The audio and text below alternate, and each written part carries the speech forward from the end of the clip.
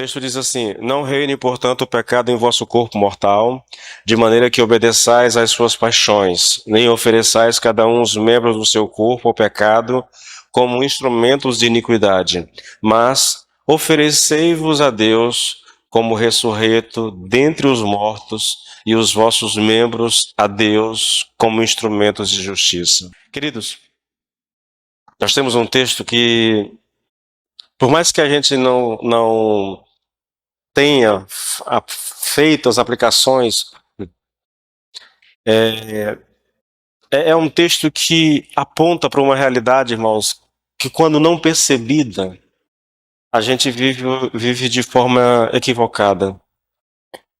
Eu sei que eu tenho falado muito sobre isso, irmãos, mas a cada dia que passa, a gente percebe a necessidade que nós temos. Eu não sei se vocês observam, irmãos, o cristianismo vivido hoje. Eu queria desafiar vocês a olharem para isso mais de perto. Algumas coisas são muito claras, entendeu? Primeiro, a gente sabe que há um número grande de pessoas lotando igrejas no Brasil todo. É um fato, a gente não tem como negar isso. Alguns pastores se alegram, dizem que nós estamos vivendo um avivamento. Eu não consigo ver isso, irmãos. Por que eu não consigo ver isso? Porque é comum, querido, você ver uma pessoa num culto domingo à noite, mas no dia anterior ela estava se prostituindo. No dia anterior ela estava numa mesa de bar bebendo. No dia anterior ela está fazendo um monte de coisa, sabe? É um cristianismo de domingo à noite, onde o restante da semana parece que nós esquecemos que somos crentes e vivemos a vida, querido, como se Deus não nos conhecesse, como se Deus não nos visse. Irmãos, isso é no Brasil todo, acho que isso é no mundo todo, irmãos, esse tipo de cristianismo. As pessoas são fervorosas, às vezes, no domingo, mas aí chega segunda-feira, ela tira a roupa de crente, veste a roupa do homem do mundo e vive como se fosse um homem do mundo, entendeu? Uma mulher do mundo. Essas coisas, querido, assim, a gente olha para isso e fica triste, irmãos. Aí você fica, meu Deus, o que é que está acontecendo com o povo, né? Por que que não há uma transformação? Por que que não há uma mudança no nosso coração? Eu nem sei dizer, querido, se é por causa da pregação da palavra. Ainda que, repetindo o que eu falei no começo, tem muita gente nas igrejas, porque tem muitos pastores prometendo aquilo, oferecendo às pessoas aquilo que elas querem, entende? A pessoa está em crise financeira, você oferece uma campanha que pode resolver isso. A pessoa está com crise no casamento e você apresenta lá uma campanha que pode resolver isso. Está doente e diz: se você fizer tal, isso, você pode ser curado. Então as pessoas, tipo assim, é como se eles estivessem usando uma estratégia. Tipo assim, eu vou falar, vou oferecer aquilo que elas precisam, porque aí eu vou atrair essas pessoas para mim. E esquecem, querido, do verdadeiro evangelho. Irmãos, pela milésima vez, cristianismo, querido, ser crente significa ter a vida de Deus dentro de nós. Mas não é só isso. É ter essa vida dentro de nós e ela se desenvolvendo, entendeu? Se desenvolvendo. Um crente maduro é um crente que ora, entendeu? Um crente maduro é um crente que conhece a palavra e que vive a palavra, entendeu? E que quer anunciar a palavra às pessoas. É alguém que, por mais olha, querido, eu entendo a necessidade, a gente vive uma época de pandemia, eu compreendo isso, sério, eu compreendo isso.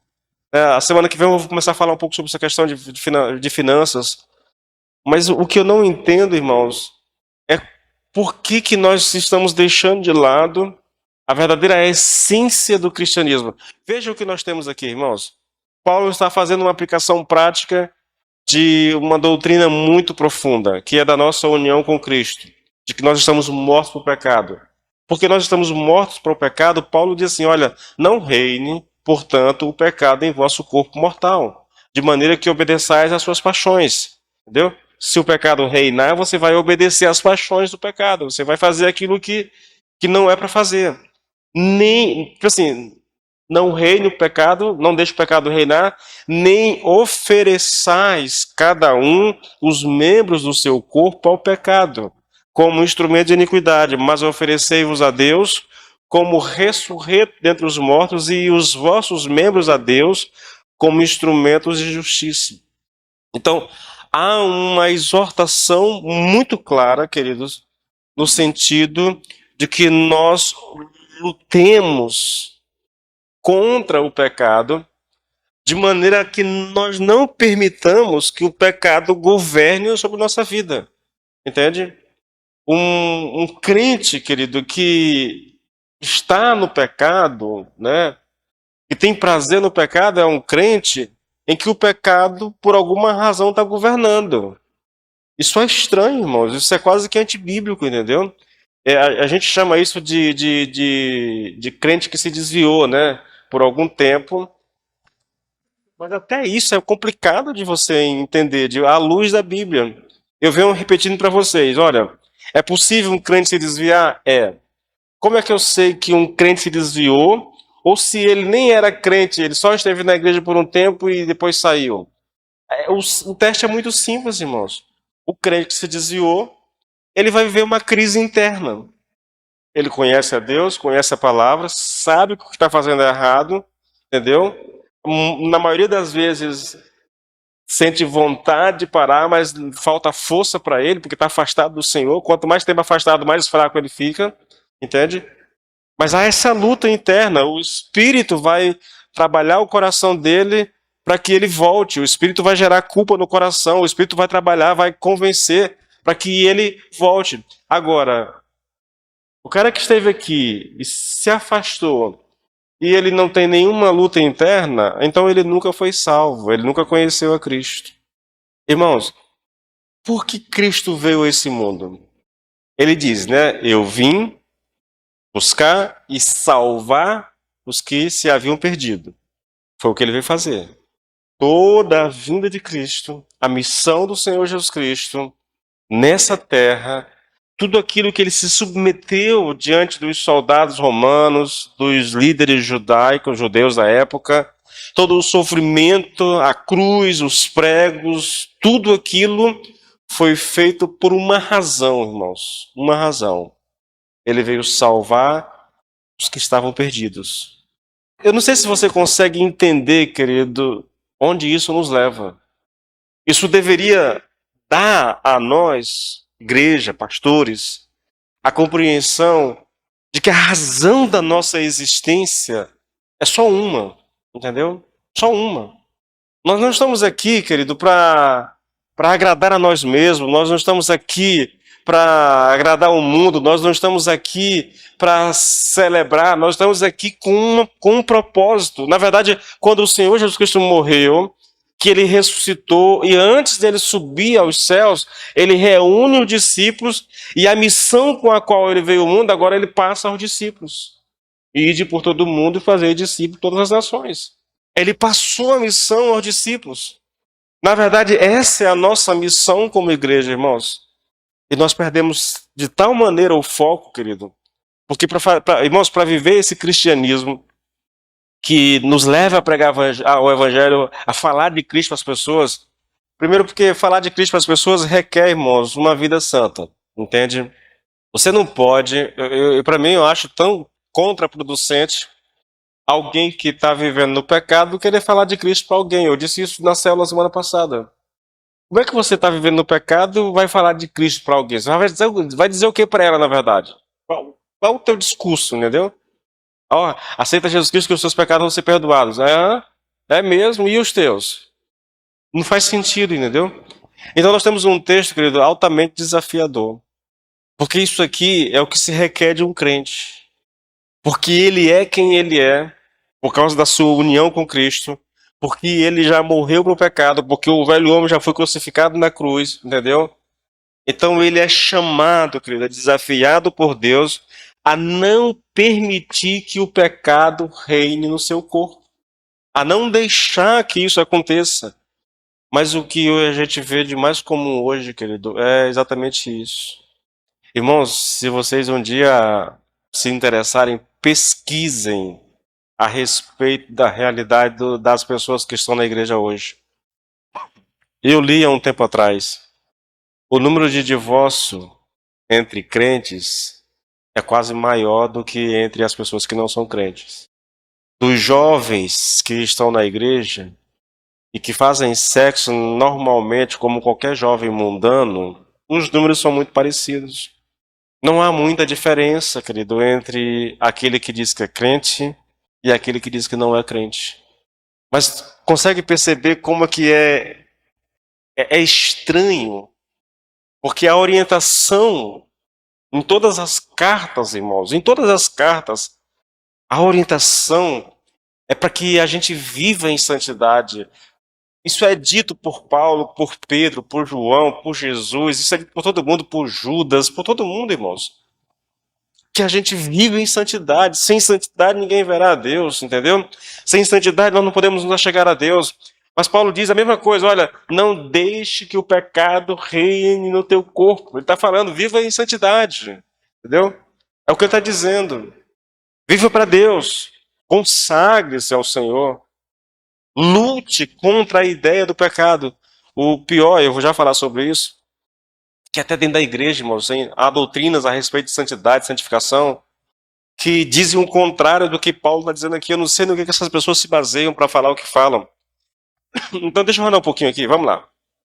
Veja a orientação, irmãos. É clara demais. Não reine o pecado em vosso corpo mortal, nem ofereçais cada um os membros do seu corpo ao pecado. Essa é a orientação.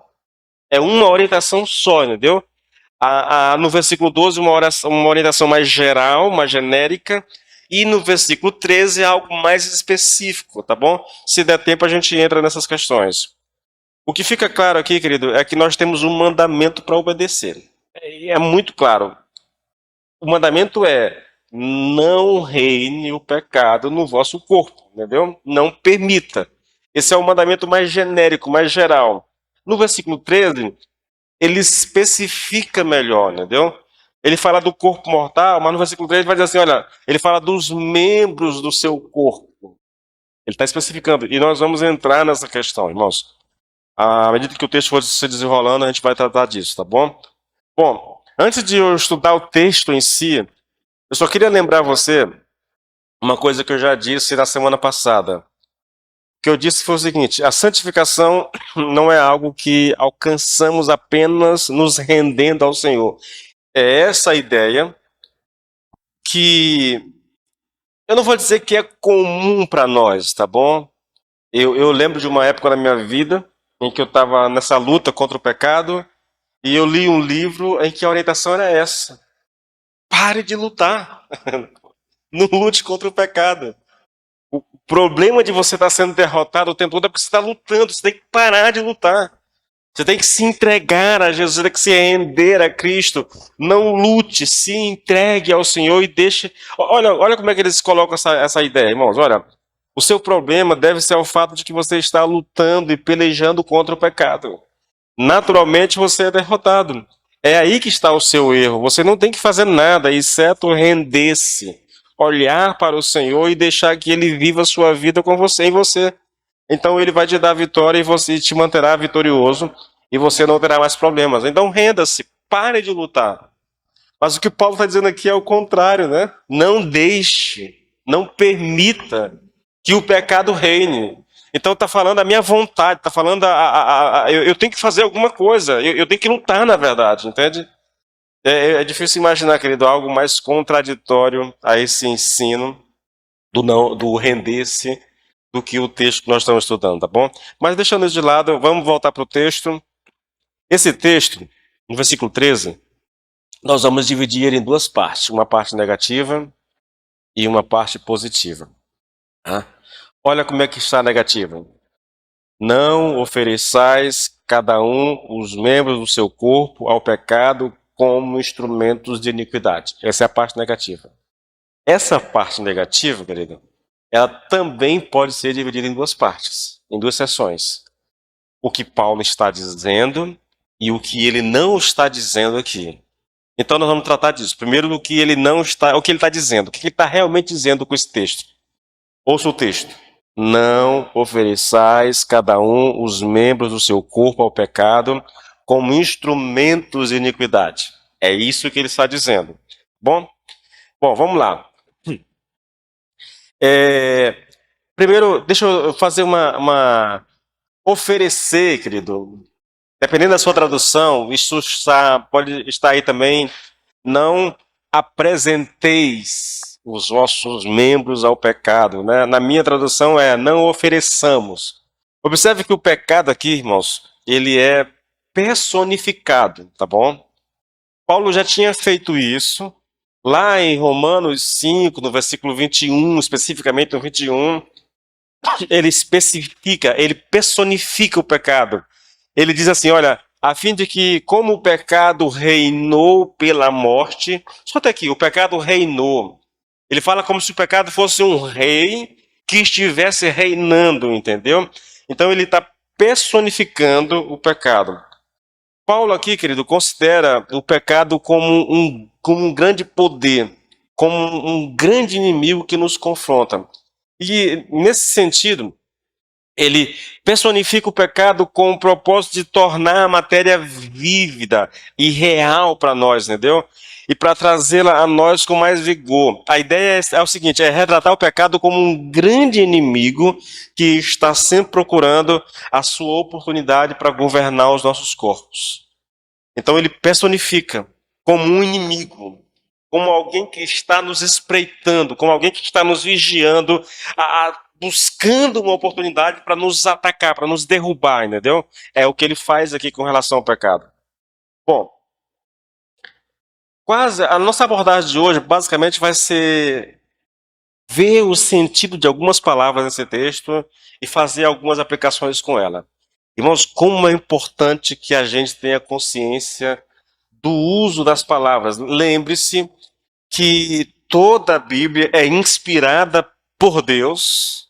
Então não é só o brilhantismo de Paulo, não é só a sua inteligência, não é só a sua espiritualidade que o leva a escrever como ele escreveu. Ele está escrevendo inspirado pelo Espírito Santo. Então cada palavra tem um sentido claro, específico daquilo que ele quer transmitir. E por isso, nesse texto aqui, nós vamos ver algumas palavras de maneira específica, o significado dela, no sentido de que a gente possa aproveitar melhor o texto, explorar melhor o texto. A primeira palavra, querido, é a palavra membros. O que Paulo quer dizer com essa palavra membros? Olha o texto. Não ofereçamos os nossos membros ao pecado. Você já sabe que membros aqui é uma referência para corpo, né? Mas o que ele quer dizer? Por que ele usou no versículo 12 o nosso corpo mortal e aqui ele usa a palavra membros? Por quê? Bom, irmãos, vamos lá. Os membros, querido, aqui são partes desse corpo mortal ao qual ele já havia se referido no versículo 12 e antes também.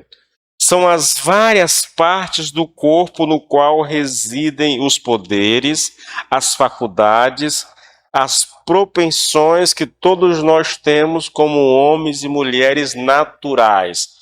As diversas atividades do nosso corpo físico entram nessa categoria de membros, mas isso não é tudo. O termo inclui também os poderes mentais, o poder do pensamento, o poder da razão e o poder da imaginação. Tudo isso são os membros do corpo, tá bom? Então escute, irmãos. Olha, lembre-se que Paulo faz uma separação, querido, do nosso ser, da nossa personalidade, entendeu? Da nossa alma e o corpo. Quando ele fala desse ser, dessa personalidade, ele está falando desse homem espiritual, desse homem, o velho homem que havia em mim morreu, foi crucificado e ele deu lugar a um novo homem. Então é esse homem espiritual. Vou colocar, é um homem espiritual, mas há o homem natural, há o corpo, entendeu? Bom, o homem natural, ele tem cérebro, ele tem entendimento, ele tem poderes mentais que ele pode usar, tem imaginação. Todas essas coisas pertencem, no sentido, ao homem físico, tá? E, portanto, são partes ou membros desse corpo mortal. mas o termo também se refere não só a isso, irmãos, a tudo isso, a pensamento, a razão, a emoção, a imaginação, mas o termo também se refere às emoções. Tudo isso são, além das partes físicas do corpo, né? O corpo como si, com as suas características, com olfato, com paladar, com visão, com tudo isso. Além de tudo isso, tem a questão mental, o pensamento, a razão, a imaginação, as emoções. Tudo isso compõe os membros do corpo, irmãos, tá bom? Então, resumindo tudo, a palavra membros é um meio de descrever o funcionamento do ser humano, tá bom? Quando Paulo diz que o velho homem foi crucificado e que agora nós somos uma nova criatura, lembra lá de 2 Coríntios 5,17?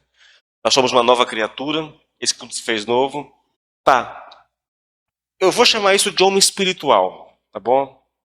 Esse homem espiritual, meu espírito, minha alma, meu ser, minha personalidade, é uma característica, querido, que tipo assim, nesse aspecto, como um homem espiritual, eu estou completamente fora do alcance do pecado. O pecado não pode me dominar dessa forma.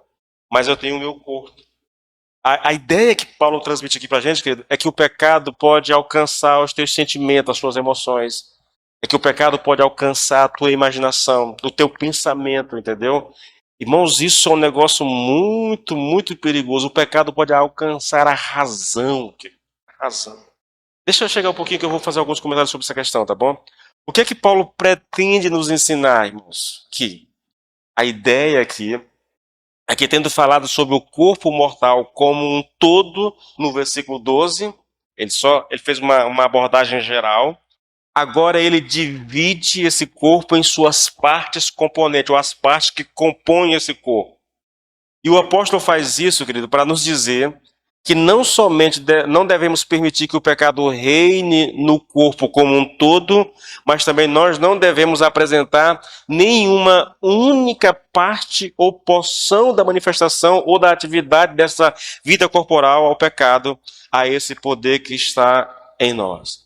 Então, não é só uma referência, não é só o corpo, né? Mas, assim, nenhuma parte desse corpo deve ser apresentada, oferecida ao pecado, entendeu? É isso que ele está dizendo. Nenhuma parte. Não ofereça a sua razão, não ofereça as suas emoções. Irmãos, olha, eu conheci pessoas, eu disse isso aqui domingo, vou repetir. Eu conheci pessoas na vida cristã extremamente talentosas. Eu tenho um cara que eu ainda considero um amigo, embora faz tempo que eu não o vejo, mas mora distante um do outro, né? Perdi o contato. Eu estava assistindo hoje, por causa da guitarra, né? Eu fico agora vejo aulas no YouTube. E eu estava assistindo o cara lá, o guitarrista que toca para Heloísa Rosa, né? Heloísa Rosa. O cara é muito bom. Ele tem um estúdio em casa e ele estava montando como é que ele produz. Marcos, é uma coisa impressionante. Ele tem lá os seus equipamentos, computadores, os programas lá. Aí ele vai colocar a bateria da música. Ele pega um teclado e coloca a bateria no teclado. Depois ele vai colocar. A bateria veio primeiro. Depois ele vai colocar o violão da música. São dois violões. Então ele coloca lá os dois violões. Pega o violão, faz o som, grava. Depois ele vai colocar o baixo, o contrabaixo. Então ele pega o contrabaixo e começa a tocar e coloca. Depois ele vai colocar as guitarras, a guitarra base e a guitarra mais para solo. Quando termina tudo, rapaz, você jura que tem uma banda tocando, foi o cara sozinho que fez tudo aquilo. Sozinho. Eu conheci um cara que fazia isso, irmãos. Ele tocava bateria, ele tocava baixo, ele tocava teclado, ele tocava guitarra, ele tocava violão e ainda cantava ainda. Cara, era um talento nato, mas, meu Deus, às vezes eu digo, Senhor, que desperdício, meu Deus, tudo isso numa pessoa só e ela não sabe usufruir, ela não sabe usar isso para o reino. Por quê? Por causa das emoções. O pecado se apoderou das emoções dele. O pecado pode se apoderar, irmãos, dos teus pensamentos. Sabiam disso? Se você não lutar Quantos homens, irmãos, não são escravos da imoralidade porque o pecado se apoderou dos pensamentos? Ele não a mente é pervertida, entendeu? Ele não consegue se livrar disso. Eu li alguns livros, irmão, de Neil Anderson, o que eu te prestei lá, o mesmo autor, de Neil Anderson. Ele escreveu uns 2 ou 3 livros só para ajudar pessoas com problemas na área sexual. A mente, o pensamento foi assaltado pelo diabo, pelo pecado. E o cara é escravo dos seus pensamentos, entendeu? Escravos. Um pensamento doentio, imoral, indecente, pervertido. Então, queridos, a gente precisa, irmãos, pastor, mas é possível isso? É, irmãos, a luta é essa. Não ofereçais os membros do seu corpo ao pecado. Não pode. Porque o que o pecado quer é uma brecha na sua vida para ele se apoderar de algum membro do teu corpo, irmãos. Se ele se apodera, aí você está complicado, irmão. Imagina um cara com as emoções doentias. O diabo conseguiu, por meio do pecado, de pessoas que o cercam, das circunstâncias, levar aquela pessoa que ninguém gosta dela. Ou ela se vê como um coitadinho, entendeu? E conviver com pessoas assim, irmãos, é tão difícil, entendeu? Parece que você está pisando em casca de ovo o tempo todo. Você não pode falar nada que ela se ofende. Irmãos, é um negócio muito doentio isso. Pessoas que foram aprisionadas pelo pecado nas suas emoções, nos seus sentimentos, nos seus pensamentos, entendeu? Na sua razão. A razão foi distorcida. A pessoa não consegue compreender a coisa racionalmente. Não. Tudo isso, irmãos, ação do pecado. E o que Paulo está dizendo aqui é: não permita que o pecado reine no seu corpo e também não permita, não apresente nenhuma única parte ou porção ou da atividade da vida corporal ao pecado. Não permita que ele tenha controle sobre nenhuma parte, nenhum membro do seu corpo, é o que Paulo está dizendo. Isso fala de luta, irmãos, isso fala de lutas que nós temos que travar, entendeu? Nós temos que travar, ter consciência das nossas fraquezas, daquilo que nós somos mais suscetíveis, na verdade. Mas eu acho interessante, né? Eu vi alguma pessoa falando que, geralmente, nós não caímos nas áreas onde nós temos consciência da nossa fraqueza. Geralmente, nós caímos nas áreas onde nós somos mais fortes. Por quê? Porque nas áreas que nós somos mais fracos, a gente vigia.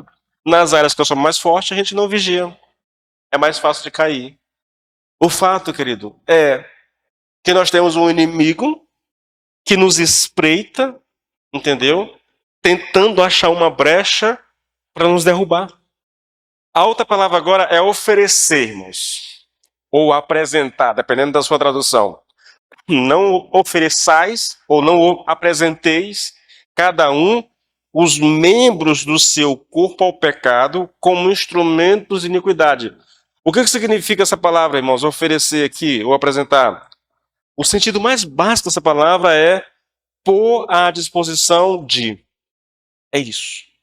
Olha como é que fica, querido. Veja.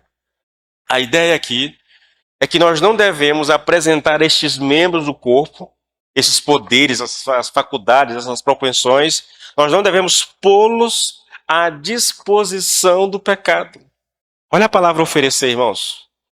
Imagine que eu tenha aqui um copo de água e eu ofereça ele para o James. Eu estou colocando essa água à disposição dele. É seu. É isso que Paulo está dizendo. Não coloque os membros do seu corpo à disposição do pecado. Não faça isso. Imagine um crente que ele chega em casa à noite, um dia da semana, e ele abre o celular ou o computador, e de repente, não que ele quis, não, mas ele está lá, sei lá, apareceu uma página, eu estou lembrando de um pastor, eu não consigo lembrar o nome do pastor aqui agora, que na época dos cybers, lembra, né? Vocês iam, tinha cyber para tudo quanto é lugar. Tinha um que eu visitava constantemente. Aí o pastor chegou lá, sentou na máquina, na cadeira ali, ligou a máquina, e ele foi dar um comando lá, irmãos, e começou a aparecer páginas de imoralidade. E ele tentava apagar e aparecia mais páginas. E ele tentava apagar e aparecia, vai piscando um monte de imoralidade. E aí ele, sem graça, porque era um pastor, ele chamar o rapaz para dizer assim: rapaz, como é que eu faço para tirar esse negócio daqui? Ficou todo Imagina que você tá. Mas você vai abrir alguma página, querido, de repente salta uma página com algum tipo de imoralidade, de indecência, de perversão mesmo. Você tá sozinho, querido. Naquele milésimo de segundo, você tem que tomar uma decisão. Ou você fecha aquilo instantaneamente, ou você para os olhos naquela página. E se você fizer isso, querido, você cedeu a uma armadilha maligna, entendeu? Irmãos, eu li, mas eu li uma coisa assim muito triste, de muitos e muitos homens presos a todo tipo de imoralidade, querido. Revistas, sites pornôs, entendeu? Esses canais, quem paga canal televisão paga, fechado, canal fechado, uma Sky, por exemplo, você tem lá liberado uns 2 ou 3 canais adultos, né? Adultos. Esse dia lá em casa aconteceu um negócio complicado. Minhas filhas estavam mexendo na televisão e um desses canais, eu não sei como é que foi, irmãos, eu não sei. Eu até bloqueei, na verdade, depois, eu achava que tinha bloqueado, não tinha bloqueado. Tem, entendeu? E elas mexendo lá e aí apareceu. Bum! Aí elas gritaram, mamãe, mamãe, mamãe, vem cá, papai, papai, corre aqui. E eu digo, meu Deus, a Ariana chegou primeiro que eu, quando a Ariana viu a cena, ela me gritou, e aí eu digo, meu Deus, o que que foi? Quando eu cheguei lá, irmão, uma cena de sexo explícito. Meu irmão, mas pensa numa coisa horrível. Ainda bem que eu peguei o controle rapidinho e tirei aquele negócio dali, entendeu? Quantas pessoas, irmãos, não ficam horas vendo esse tipo de coisa? Você imagina um jovem, um adolescente, um adulto, prisioneiro disso, irmãos. Repito, Neil Anderson, ele escreveu uns 2 livros só para ajudar pessoas com esse tipo de dificuldade. Presas. Bom, não coloque à disposição, irmãos. Não ofereça os seus membros ao pecado. Se você vai numa internet dessas aí, se você abre um site desse propositalmente, você está se oferecendo ao pecado, irmãos. E como? Até mesmo alguns filmes, querido, entendeu? Alguns filmes que a gente assiste, a exposição é muito grande, entendeu? É muito grande. Ou conversas, entendeu? Conversas. Você quer ver uma coisa que eu acho muito perigosa, irmãos? Primeiro, eu não gosto da ideia de um homem, não é ser amigo de uma mulher, mas é de um homem ter muitas conversas com uma mulher, entendeu? Principalmente se ele ou ela é casado. Eu acho isso completamente. Na verdade, é um perigo muito grande, entendeu, querido? É muito grande. Eu não gosto da ideia de uma amizade, irmãos. Não no sentido de, por exemplo, eu sou amigo da Jaine, mas eu não vou para casa da Jaine para conversar com a Jaine, entendeu? Não faço um negócio desse, nunca, entendeu? Na verdade, é quase impossível de um dia eu ir para casa da Jaine e ela tá sozinha e eu entrar lá, entendeu?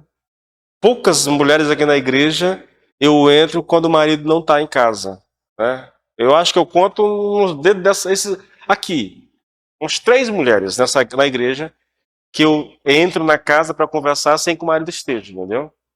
São pessoas que eu trato quase como filhas mesmo, entende? Não gosto, irmãos, não gosto.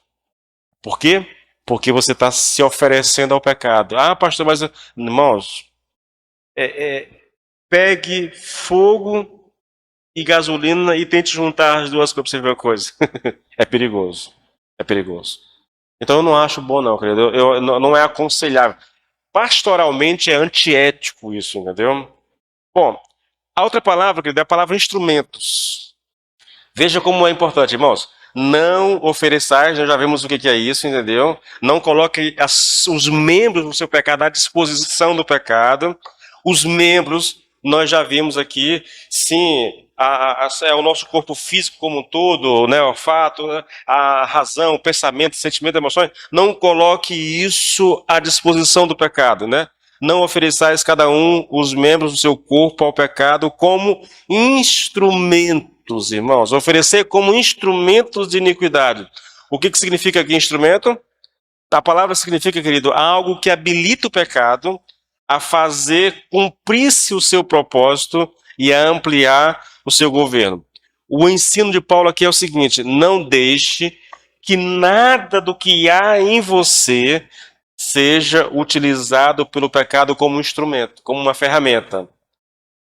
Os teus olhos são uma ferramenta do pecado. Consegue imaginar isso?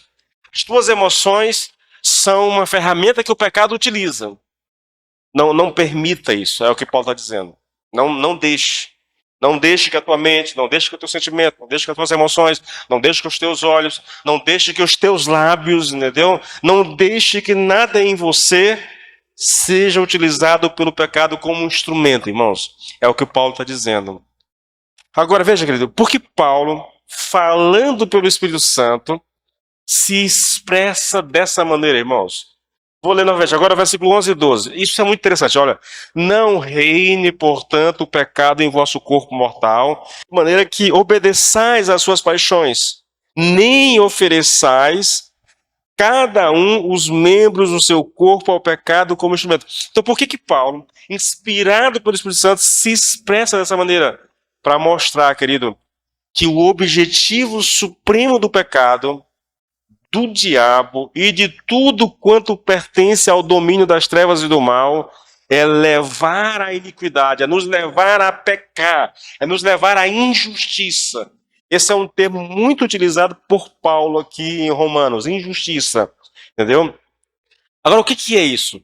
Irmãos, entenda, eu já disse a vocês que não há, biblicamente, não há como separar o pecado do diabo.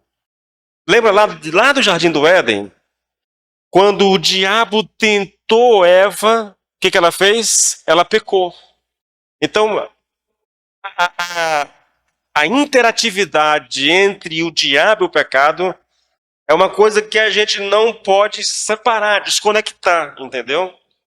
Onde um está, o outro está. Na verdade, o diabo é o agente, né, que provoca, que causa o pecado. Eu vou, em todos os aspectos. Novamente, voltando lá para o Jardim do Éden. Está lá o casal vivendo tranquilamente com Deus, né? Feliz da vida. Eles tinham todos os dias um encontro com Deus no final do dia. Eles foram criados perfeitos, colocados num lugar perfeito, servindo a um Deus perfeito que os visitava todos os dias. Mas aí aparece quem? Aparece o diabo. E o diabo vem para quê?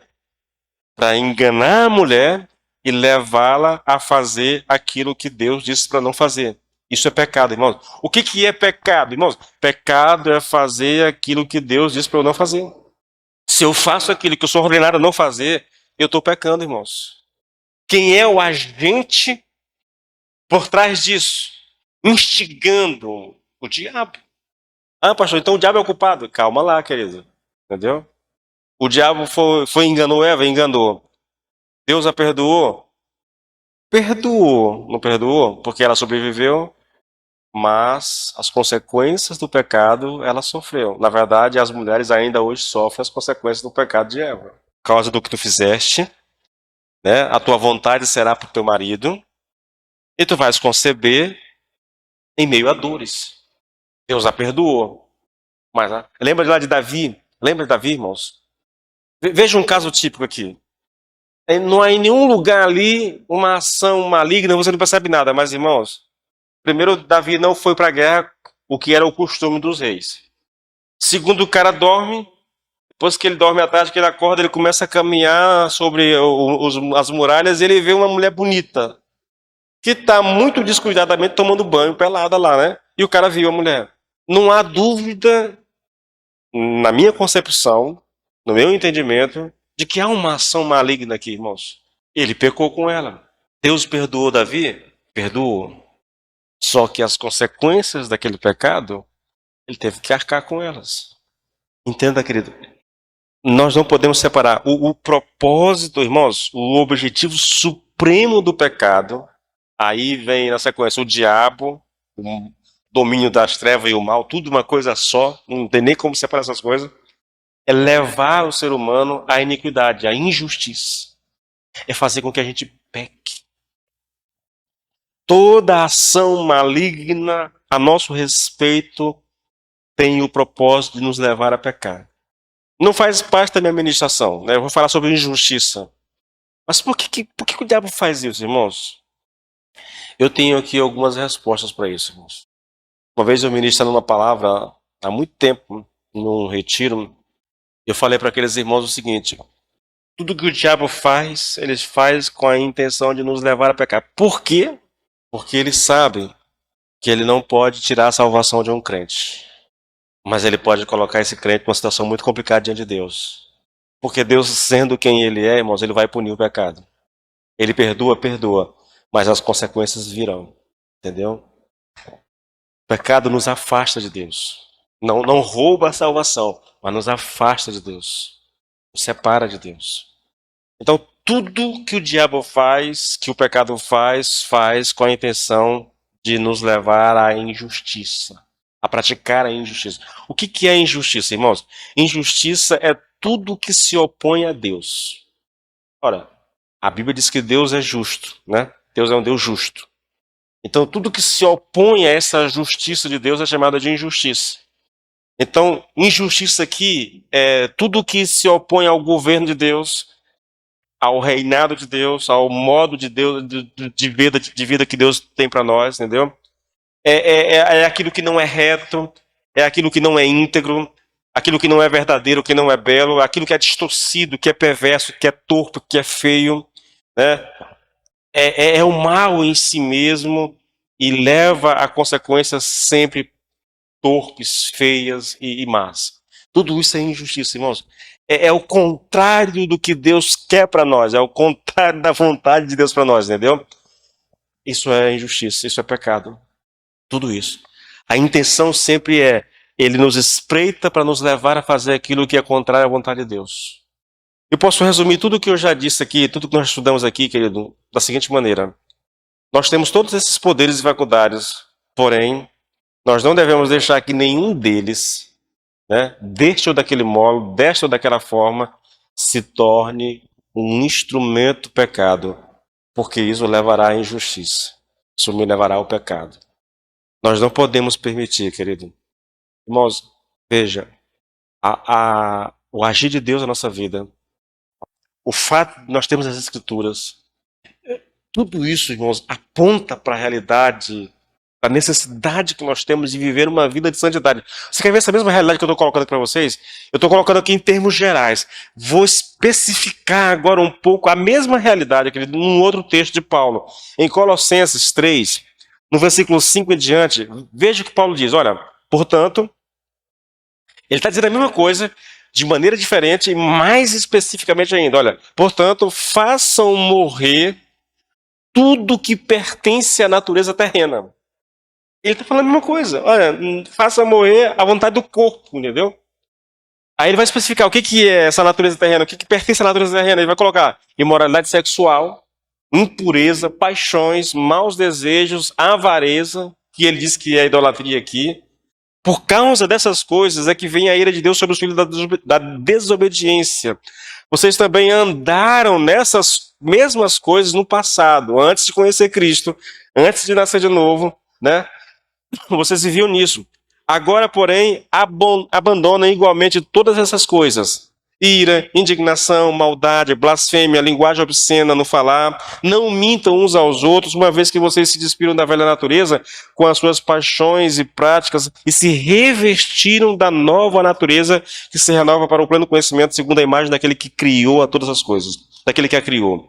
Então, veja, como é que eu me ofereço, irmãos, como é que eu me ofereço ao pecado? Mentindo, blasfemando, usando uma linguagem obscena. Tudo isso são maneiras de você se oferecer. Ele está dizendo assim, olha, façam morrer tudo isso. Em outras palavras, não deixe que esse negócio reine em você. Não permita que essas coisas ganhem espaço na sua vida. Não dê vazão à imoralidade sexual. Não dê vazão à impureza. Não permita que os maus desejos encontrem lugar no teu coração. Não permita que a avareza alcance algum lugar no teu coração. Irmãos, na verdade, isso aqui é um chamado prático para uma vida santa. Como é que a gente vive em santidade? Está aqui, irmãos, o texto. Olha, cuidado com a imoralidade sexual. Se você se expõe, você está oferecendo os membros do seu corpo a isso, entendeu? Olha, cuidado com a impureza, tem a ver com a vida de pensamento, né? Pureza no pensamento. Cuidado com as paixões, com os maus desejos, com a avareza. Aí ele vai citar aqui, olha, cuidado com a ira. Ah, você pode até se irar, mas cuidado com isso, entendeu? Cuidado com a indignação, com a maldade, com a blasfêmia, com a linguagem obscena no falar. Olha, cuidado com a mentira, entendeu? Então ele vai dizendo tudo isso. Se dispam dessas coisas, arranque isso fora, jogue isso fora, porque isso era coisas que vocês faziam antes de conhecer a Cristo. Agora não, agora vocês têm uma nova natureza, agora vocês são uma nova criatura, o velho homem já foi morto, já foi crucificado, então não vivam como se vocês fossem o velho homem ainda. É isso que ele está colocando, irmãos. Um chamado para uma vida de santidade, irmãos. É esse o desafio de Paulo nesse texto.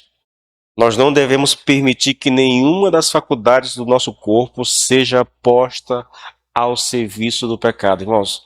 Nós não devemos permitir que eu não devo permitir que a minha força, eu não devo permitir que a minha energia, os meus apetites, a minha fala, a minha mente, o meu pensamento, eu não devo permitir que a minha imaginação ou as minhas emoções, todas estas coisas que fazem parte de mim e são uma espécie de expressão da minha personalidade. Eu não devo permitir que nenhuma delas seja jamais usada pelo pecado e seja posta a serviço do pecado. É o que ele está colocando para nós. Isso tudo é uma expressão de quem eu sou realmente, então não permita que o pecado tenha algum poder sobre elas. Vigie, busque ao Senhor, consagre-se, lute. Olha, querido, um bom exercício espiritual para a vida de santidade é a meditação nessas coisas, na palavra de Deus. É a exposição constante à palavra de Deus. O desafio nosso, querido, é engraçado isso, né, irmãos? Todo o Novo Testamento, todo ele, irmãos, nos chama para essa realidade de vida de santidade, de vida consagrada ao Senhor, de obediência. Pegue as cartas de Paulo, querido, principalmente os últimos capítulos, todas as cartas. Você vai ver instruções, não faça isso, não faça aquilo, não ande dessa forma, entendeu? Cuidado com as palavras, não se embriague, se encha do Espírito Santo. Pais, não irritem os filhos, filhos, não desonrem os seus pais. Então, você vai pensar, irmãos, isso é muito claro nas Escrituras.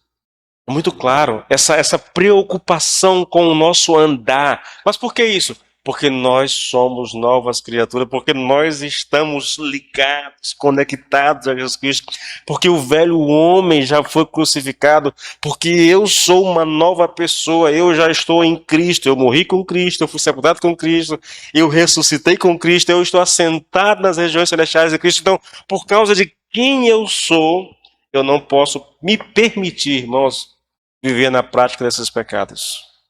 Paulo está desenhando um quadro aqui da nossa guerra contra o pecado, irmãos. É por isso que é dito lá se eu não me engano, é lá em Efésios 6, que nós nos revistamos, querido, de toda a armadura de Deus. Porque há sempre essa ameaça do diabo e do pecado que vivem tentando pegar-nos de uma forma ou de outra.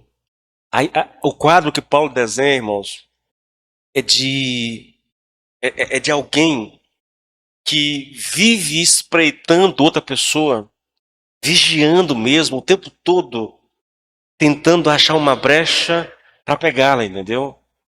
É esse o quadro que Paulo desenha aqui. O diabo espreita. E se a gente não vigiar, se a gente não cuidar, se nós não buscarmos ao Senhor, porque o segredo é exatamente esse, irmãos. Olha, Pedro diz, olha, o diabo anda ao derredor da gente, lá, né, querendo achar alguém para devorar. Mas o que ele nos aconselha? Submeta-se a Deus e o diabo fugirá de vós. Volte-se para o Senhor, por meio da oração, por meio da palavra, por meio do culto ao Senhor, do serviço ao Senhor. Volte-se para Deus. Se humilhe diante do Senhor e o diabo foge. Lloyd Jones diz uma coisa interessante nesse comentário que ele faz de Romanos 6. Se o diabo não puder apanhar, escute isso, irmãos. Se o diabo não puder apanhar você em sua estrutura física, basicamente ele está falando aqui dos sentidos. Visão, audição, paladar, olfato, essa coisa toda, tato. Se o diabo não puder apanhar você em sua estrutura física, ele o apanhará em sua mente. Se não puder apanhá-lo em sua mente, ele o fará por meio da sua imaginação. Se não tiver sucesso aí, tentará apanhá-lo por meio de suas emoções. Não lhe importa quanto tempo demore para pegar alguma parte de você ou alguma expressão da sua personalidade e usá-la para seus fins nefandos. Irmãos, você consegue entender o quadro que é pintado aqui para nós? Você já viu a National Geographic, aqueles canais lá? As hienas, principalmente as hienas, entendeu? Ou os leões, quando vão atacar um bando de elefante, ou alguma coisa dessa natureza, de zebra, alguma coisa. Irmãos, eles ficam rodeando, entendeu? Eles sabem que não pode chegar no mais forte, porque isso é perigoso para eles. Então eles ficam por ali. Quando alguém aparece, quando um desses animais aparece mais cansado, talvez doente, e vai sendo deixado para trás, já era, irmãos. Há um trecho na história do povo de Israel que é muito semelhante a isso. Quando o povo sai do Egito para a Terra Prometida, eu não lembro aqui onde que está, mas diz que os inimigos ficavam na espreita e aqueles que não conseguiam acompanhar o ritmo da caravana e ficavam um pouco para trás, os inimigos iam lá e matavam. Presa fácil.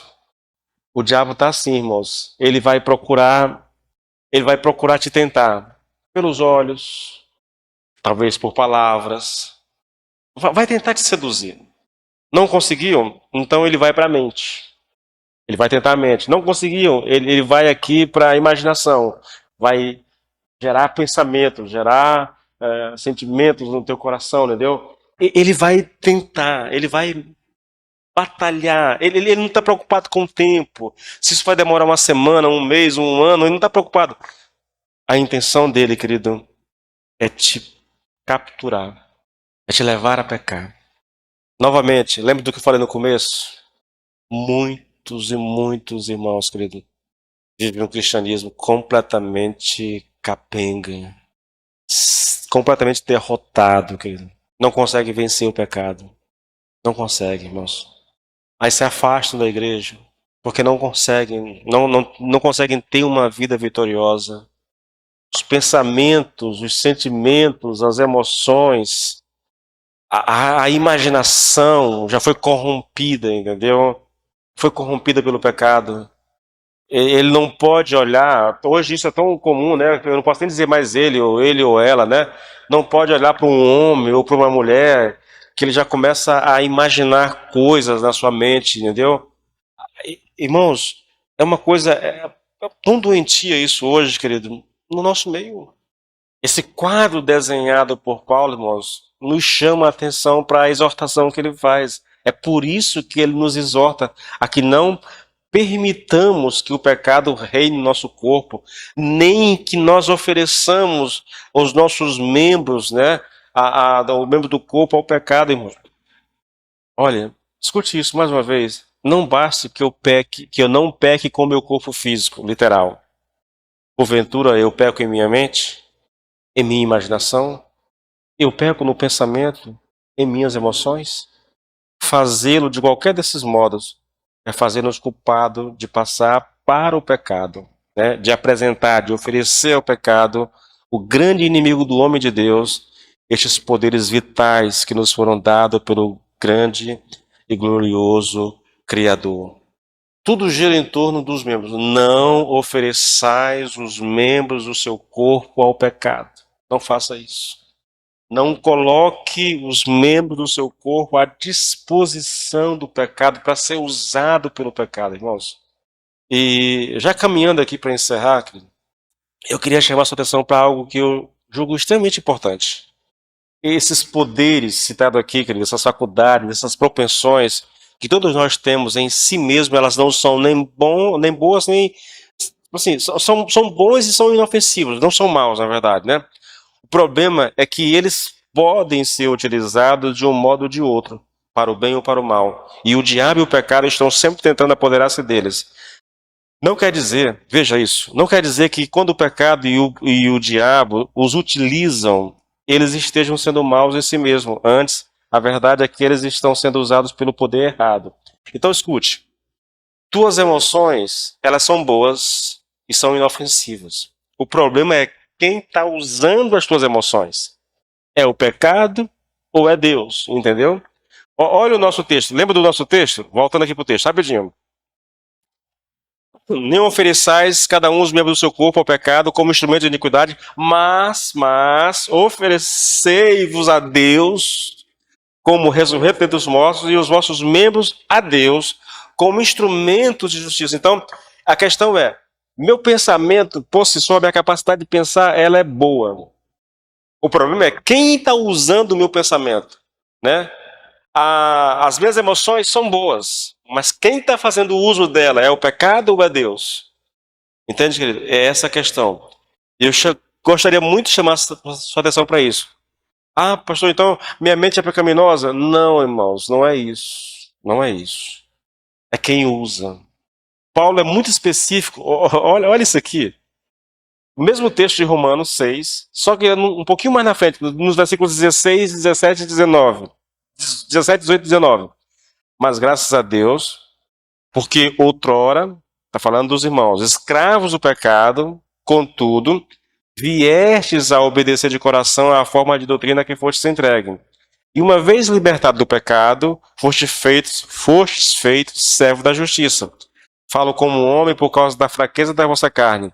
Assim como ofereceste os vossos membros para a escravidão da impureza e da maldade, para a maldade, assim oferecei agora os vossos membros, os meus mesmo membro, tá bom? Para servirem à justiça, para a santificação. O que Paulo está dizendo é o seguinte, olha, antes de conhecer Cristo, vocês ofereciam os membros do corpo para a escravidão da impureza e da maldade. Vocês usavam o corpo de vocês para isso. Mas agora que vocês são novas criaturas, agora que vocês estão em Cristo Jesus, ofereçam os mesmos membros que eram oferecidos para a impureza e para a maldade, esses mesmos membros, ofereçam esses membros para servirem à justiça. Então não são os membros que são ruins, é quem está usando eles. Quem está usando, irmãos. O problema não são os membros, a questão é quem está usando. O homem que no passado usava a sua mente, o seu cérebro, a sua engenhosidade, a sua imaginação, o seu talento para falar, ou o seu dom de oratória, ou o que mais fosse.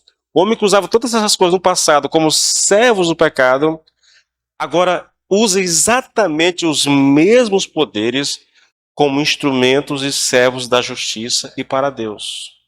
Então, para a gente finalizar isso aqui, querido, a orientação é muito simples. Não permita, não ofereça, não coloque à disposição os membros do seu corpo para servir ao pecado. Não permita que o pecado ache uma brecha, vou usar um termo aqui que eu não gosto muito, mas que cabe bem aqui, que o pecado ache uma legalidade em você, seja no seu corpo físico, seja nas suas emoções, nos seus sentimentos, no pensamento, na imaginação. Não permita que o pecado, querido, encontre lugar em você, porque se ele fizer isso, ele te leva à iniquidade e à justiça, te leva a pecar, te leva a aborrecer Deus. Vigie, ore. Saiba que esses membros, eles são bons. Eles só não podem mais ser usados pelo inimigo. Que sejam usados, na verdade, irmãos, olha que texto, veja, falando disso, olha que coisa mais impressionante, irmãos. Deixa eu pegar aqui o texto para vocês. Eu tenho aqui na Bíblia, antes de... Romanos 12. Deixa eu só pegar o texto. Veja o que Paulo diz em Romanos 12, irmãos. 12, 1 e 2. Na verdade, só um. Rogo-vos, pois, irmãos, pelas misericórdias de Deus, que apresenteis, olha só, o mesmo termo, irmãos, apresenteis o vosso corpo por sacrifício vivo, santo e agradável a Deus, que é o vosso culto racional. E como é que se faz isso? Ele diz, olha, e não vos conformeis com este século, mas transformai-vos pela renovação da vossa mente, para que experimenteis qual seja a boa, agradável e perfeita. Então está aqui, querido. Isso aqui é a parte prática da carta. A primeira coisa que Paulo diz é o seguinte, olha, apresente, ofereça o seu corpo como um sacrifício vivo a Deus, irmãos. Vivo. Seja um sacrifício ao Senhor, que o seu corpo seja oferecido. Não é que você vai subir num altar e queimar o corpo, não é isso não. Viva de maneira tão santa, tão agradável a Deus, que a sua vida exale um aroma que agrade o coração do Senhor. É essa a intenção de Paulo com essa carta, irmãos. Por tudo aquilo que Deus fez na nossa vida, aquilo de onde Ele nos tirou, o que Ele fez, a obra feita no nosso coração, o velho homem que foi crucificado, a nossa união mística com o Senhor Jesus Cristo, a nossa morte para o pecado, tudo isso visa fazer com que a minha vida, querida, seja tão agradável a Deus quanto o cheiro de um sacrifício que subia à presença do Senhor. É por isso que, querido, não dá para aceitar, irmãos. É por isso que eu acredito que nós deveríamos bater muito contra o pecado, querido, mesmo para não permitindo, não aceitando, cobrando dos irmãos, falando o tempo todo para que a igreja possa viver uma vida que agrade ao Senhor. Irmãos, é incompatível a ideia de que um crente possa viver no pecado e mesmo assim servir ao Senhor. Não pode, querido, não pode. É contrário à nossa natureza, é contrário ao plano de Deus para a nossa vida, é contrário ao propósito de Deus para a nossa vida. Lembra lá do texto, meu? Efésios 1:4, o Senhor nos escolheu antes da criação do mundo para sermos santos e irrepreensíveis diante dele. Então, o propósito de Deus para a nossa vida supremo é que a gente seja santo. Entende? Ele nos deu todas as ferramentas para que isso aconteça, irmãos. Cabe a nós usá-las. Cabe a nós usá-las no nome de Jesus.